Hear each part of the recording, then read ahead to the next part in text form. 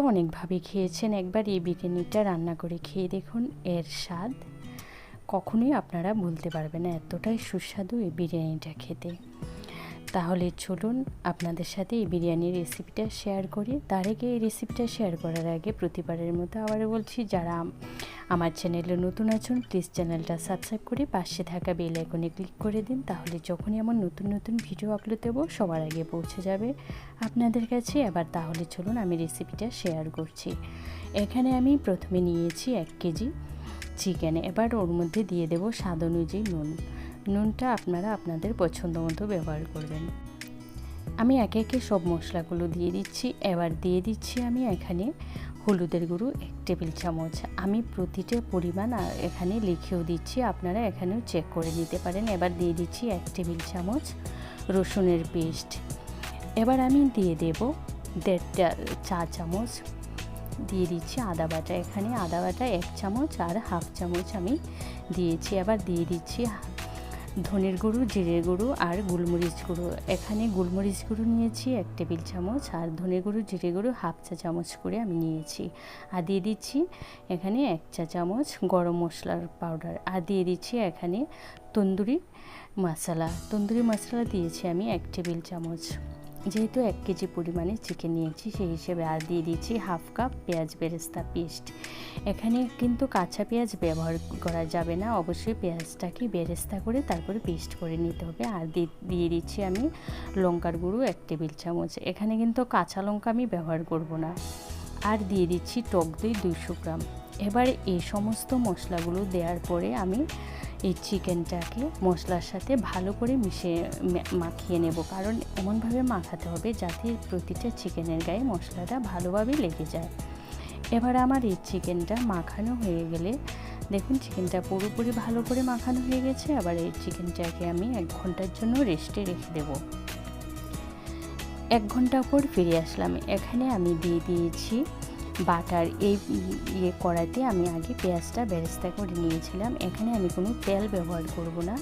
এখানে দেখুন দিয়ে দিয়েছি 1 টেবিল চামচ বাটার। দেওয়ার পরে এবার মেরিনেট করা শুধু চিকেনের পিসটা আমি এখানে দেব। এখানে কোনো মশলাটা ব্যবহার করা যাবে না, শুধু চিকেনের পিসটাকে আমি তুলে দিয়েছি। দেওয়ার পরে এবার ভালো করে এটাকে ভেজে নিতে হবে। এই যে একটু একটু করে জল উঠেছে, এই জলটা টেনে যাওয়া পর্যন্ত। আর চিকেনটাকেও কিন্তু সেদ্ধ করে নিতে হবে, যেহেতু এখানে 1 ঘন্টা মেরিনেট করা ছিল তাই চিকেনটা খুব তাড়াতাড়ি সেদ্ধ হয়ে যাবে। তবে একটা জিনিস মাথায় রাখতে হবে, এখানে কিন্তু কোনো জল ব্যবহার করা যাবে না।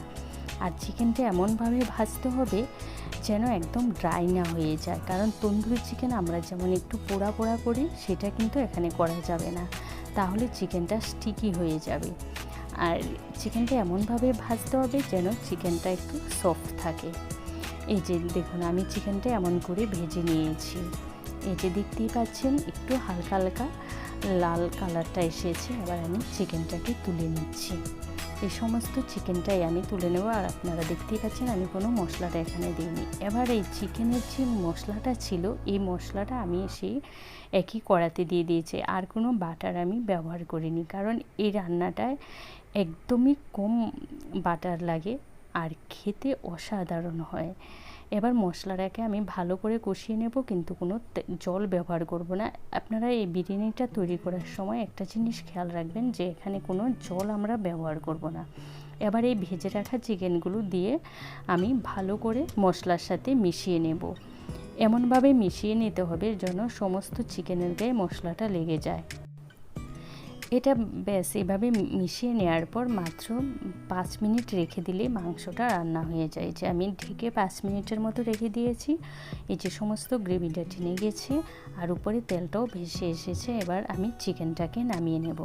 আর চিকেনটাও কিন্তু সাথে সাথে গ্রেভি থেকে চিকেনটাকে আলাদা করে নিতে হবে, কারণ ঠান্ডা হয়ে গেলে চিকেনের গায়ে গ্রেভিটা লেগে যাবে। আবারও এখানে আমি একটা ফ্রাই প্যান বসিয়ে দিয়ে দিয়েছি বাটার। এটা আপনারা যে কোনো কড়াতে করতে পারেন, তো আমি এখানে ফ্রাই প্যানে করে নিচ্ছি। আর বাটার দিয়েছি 1 চা চামচ। দেখতেই পাচ্ছেন একদম কম তেলে আর কম মশলায় আমি রান্নাটা করেছি। একদম লাইট হয় কিন্তু খেতে দুর্দান্ত স্বাদ হয়। এবার আমার যে মশলাটা ছিল চিকেনের ওই গ্রেভিটা দিয়েছি আর এখানে দিয়ে দিচ্ছি কিছু চিকেন। এই যে এইভাবে দিয়ে বিরিয়ানি আমরা যেভাবে রান্না করি ঠিক সেভাবেই। আর এই বিরিয়ানিটা টেস্ট হবে কিন্তু আপনার চিকেন রান্নাটার উপরে। চিকেনটা যত ভালো করে রান্না করবেন বিরিয়ানিটা খেতে ঠিক ততটাই সুস্বাদু হবে। এবার আমি বিরিয়ানি রাইসটা দিয়ে দিয়েছি। রাইস তৈরি করাটা দেখালাম না, কারণ বাসমতি চালের রাইসটা বিরিয়ানি রাইস আমরা সবাই করতে পারি। এবারে এখানে আমি দিয়ে দিচ্ছি বিরিয়ানি আর তন্দুরি মশলা একসাথে মিশিয়ে এটাকে মিশিয়ে নিয়েছি, দিয়ে দিয়েছি। আর দিয়ে দিচ্ছি আমি এখানে কেওড়া জল, মিঠা আতর আর গোলাপ জল দুধে গুলে নিয়েছি। এই যে 1 কাপ দুধে গুলে নিয়েছি। এখানে আমি প্রায় 5-6 টেবিল চামচ দিয়ে দিয়েছি, 4 চামচ ছড়িয়ে দিয়ে কিছুটা আবার যে বাকি চিকেনটা ছিল সেই চিকেনটা দিয়ে দিচ্ছি।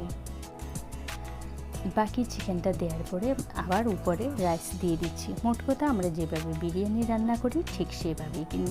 আর এখানে আমি কিছুটা গ্রেভি রেখেছি, এই গ্রেভিটা এই উপরে রাইসের উপরে দিয়ে দেবেন। খেতে দেখবেন অপূর্ব টেস্ট। এই প্রসেসে আপনারা একবার বিরিয়ানিটা তৈরি করে খেয়ে আমাকে কমেন্ট করে জানাবেন। আর দিয়ে দিচ্ছি কিছুটা বাটার। এই যে পাশে এখানে কিন্তু ঘি কিছুতে আমি ব্যবহার করব না, কারণ এই বিরিয়ানিটার নাম হলো তন্দুরি বাটার চিকেন বিরিয়ানি। আবারও দিয়ে দিচ্ছি তন্দুরি আর বিরিয়ানি মশলাটা যে আমি একসাথে মিক্সড করেছি ওই মশলাটা উপরে। আমি টোটাল হাফ চামচ করে 1 চামচ একসাথে করে প্রথমে দিয়েছি হাফ চামচ, এবার দিয়ে দিচ্ছি হাফ চামচ। এবার দিয়ে দিচ্ছি কিছু পেঁয়াজ বেরেস্তা আর দিয়ে দিচ্ছি আমি কয়েকটা কাঁচা লঙ্কার মাথাগুলো আমি কেটে দিয়েছি, এতে একটা ফ্লেভার আসে। আমি বিরিয়ানিতে কাঁচা লঙ্কাটা দিই কারণ এর ফ্লেভারটা আমার ভীষণ ভালো লাগে, আপনারাও একবার দিয়ে দেখবেন।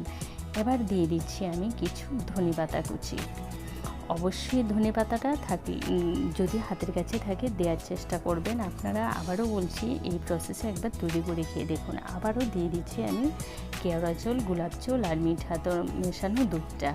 আমি 1 কাপ দুধের মধ্যে প্রায় 1/4 কাপ দুধটা দিয়েছি, দিয়ে এবার স্টিমে আমি 20 মিনিটের জন্য রেখে দিয়েছি। এই যে বিরিয়ানিটা দেখুন আমার পুরোপুরি তৈরি হয়ে গেছে আর এতটা সুগন্ধ বেরিয়েছে, আপনারা একবার তৈরি করে খেয়ে দেখতে পারেন। অবশ্যই এই বিরিয়ানিটা একবার তৈরি করে খাবেন আর আমাকে কমেন্ট করে জানাবেন এমন নতুনত্ব বিরিয়ানির রেসিপিটা আপনাদের কেমন লাগলো। আমার এই রেসিপিটা যদি আপনাদের ভালো লেগে থাকে তাহলে লাইক, কমেন্ট আর আত্মীয় স্বজন, বন্ধুবান্ধব সবার সাথে শেয়ার করে দেবেন। এখন যেহেতু লকডাউন চলছে তাই একদম ঘরে থাকা অল্প উপকরণে কিন্তু আমি বিরিয়ানিটা তৈরি করেছি। আর যা যা মশলা আমি দিয়েছি সবই আমাদের হাতের কাছেই আছে।